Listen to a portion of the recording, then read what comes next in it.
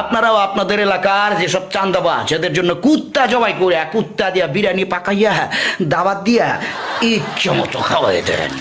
কিরে চান্দাবাজেরা তখন লাগে একটা ভিডিও লইছি, আর এই ভিডিও দেখা যদি আজকে তখন শরম না হয় তাহলে আর জীবনও হইব না। ভিডিওটা ধৈর্য সহকারে দেখা যাবি। চান্দাবাজ যারা আছস তখন যদি এই ভিডিও দেখা শিক্ষা না হয় তাহলে তোরা গিয়া বউ ব্যবসা যারা করে তাকে লগে গিয়া যোগ দিবি। তো মানুষের হক মাইরা খাইস না, তোরা কামাই কইরা খা, ঠিক আছে? ভিডিওটা দেখ। কুত্তা দিয়া বিরিয়ানি পাকাইয়া এক চান্দাবাজে দাওয়াত দিয়া আইনা ভরপুর খাওয়াইছি। এবার খাওয়ার পরে চান্দাবাজ ঠেকুর তুলতেছে।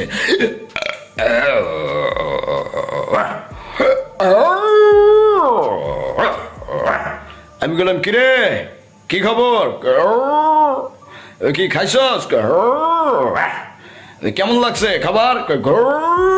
ভালো ভালো ভালো। আমাকে পেট ভরে খাইছস? বাহ, তাহলে মন খুললে একটা হাসি দে। এবার হাসে।